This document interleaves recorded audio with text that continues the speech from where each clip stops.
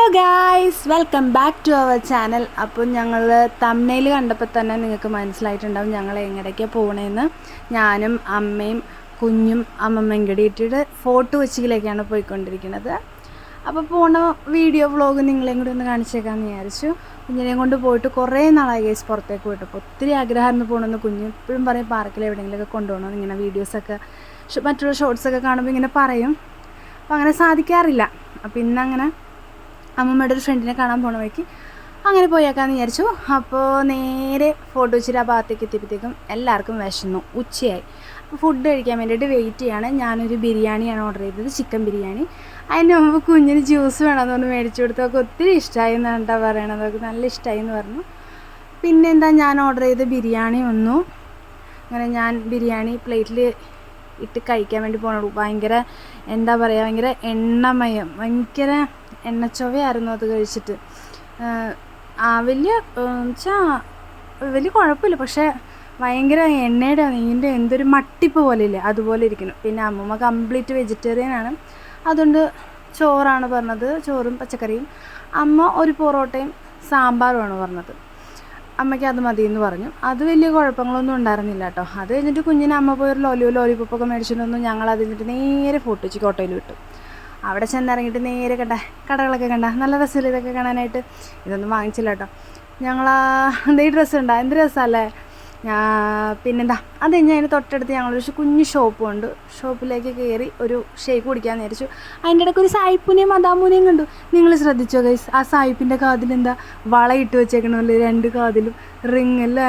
അത് കണ്ടപ്പോൾ നിങ്ങളെയും കൂടി ഒന്ന് കാണിക്കുന്നു തന്നിട്ട് ഞാൻ വീഡിയോ എടുത്തേട്ടോ. പിന്നെ നമ്മൾ സാധാരണ ഷാജ ഷേക്ക് പറഞ്ഞു, 3 പറഞ്ഞു. കുഞ്ഞിന് എനിക്കും ഇവിടെ ഒരെണ്ണം മതിയല്ലോ, കുഞ്ഞ് കുറച്ചല്ലേ കുടിക്കുള്ളൂ. ഭയങ്കര തണുപ്പായിരുന്നു, നല്ല ടേസ്റ്റും ആയിരുന്നു കേട്ടോ.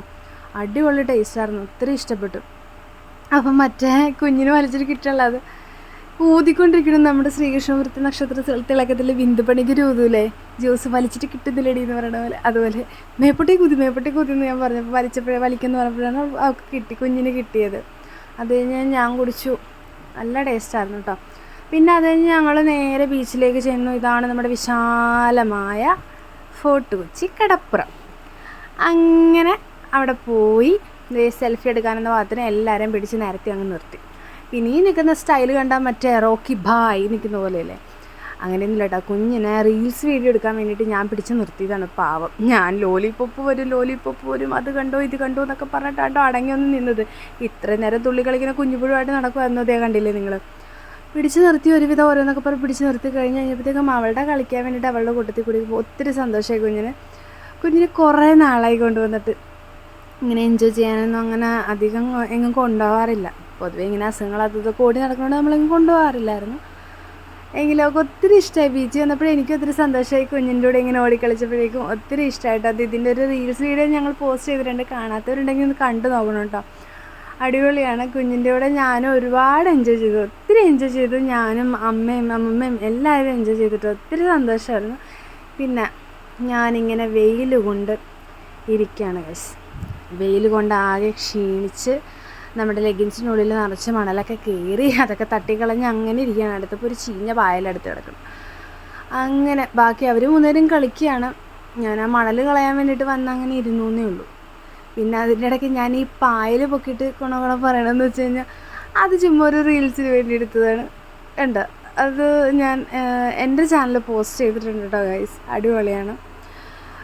നിങ്ങൾ എൻ്റെ സെക്കൻഡ് ചാനലിലെ ലിങ്ക് ഞാൻ ഡിസ്ക്രിപ്ഷൻ ബോക്സിൽ കൊടുത്തേക്കാം കേട്ടോ. പിന്നെ ഇത് അമ്മമ്മയും കൊച്ചുമോളും കൂടി കളിക്കുകയാണ്. അടിപൊളിയായിരുന്നു, ഒത്തിരി സന്തോഷമായിരുന്നു ഞങ്ങൾക്ക്. അമ്മ ഇങ്ങനെ ഞങ്ങളെ കൊണ്ടുപോയപ്പോൾ ഒത്തിരി സന്തോഷമായി, അടിപൊളിയായിരുന്നു.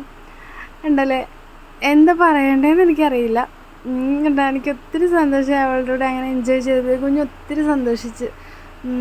അങ്ങനെ സന്തോഷത്തിൻ്റെ ലാസ്റ്റ് ഒരു വിഷമവും കൂടി ഉണ്ടായിട്ട് ഗൈസ്. ഭയങ്കര സങ്കടമായി ഇപ്പോൾ ഞങ്ങൾക്ക്. അതിന് മുമ്പുള്ളൊരു സന്തോഷമാണ് കേട്ടോ ഇതും. എന്താ പറയുക, അത് കഴിഞ്ഞ് നട്ടപ്ര വെയിലത്ത് ഉച്ചയ്ക്കെന്ന് പറഞ്ഞാൽ നല്ല പൊരി വെയിലത്ത് തന്നെ കളിക്കുന്നത്. അതിൻ്റെ ഭാഗമായിട്ടാണ് അത് കഴിഞ്ഞ് പ്രശ്നങ്ങളൊക്കെ വന്നത്. പിന്നെ ഞങ്ങൾ ഈ കളിച്ചുകൊണ്ടിരിക്കുന്നതിൻ്റെ അപ്പുറത്തെ സൈഡിൽ ഒരു പാമ്പിനെ കണ്ടു ഗൈസ്. ആകെ പേടിച്ചു. പിന്നെ ഞങ്ങളിങ്ങോട്ട് നീങ്ങി നിന്നു. ഇങ്ങനെ തിരയടിക്കുമ്പോൾ അതിങ്ങനെ വരുന്നു. പിന്നെ കുറേ ഇങ്ങോട്ട് മാറി നീങ്ങി നിന്നു.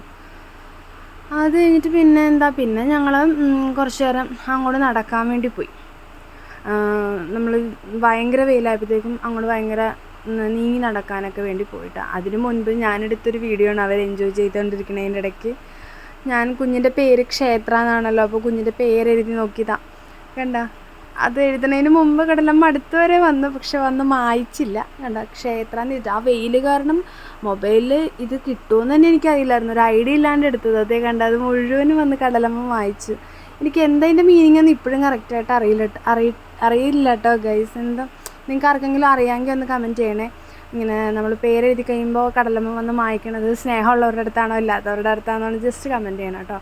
പിന്നെ അത് കഴിഞ്ഞിട്ട് എസ് ലവേഴ്സ് എന്ന് എഴുതി. എൻ്റെ ഹസ്ബൻഡിൻ്റെ പേര് എസ്സിലാണ് സ്റ്റാർട്ട് ചെയ്യണം, അപ്പോൾ അത് വെച്ചിട്ട് എഴുതി.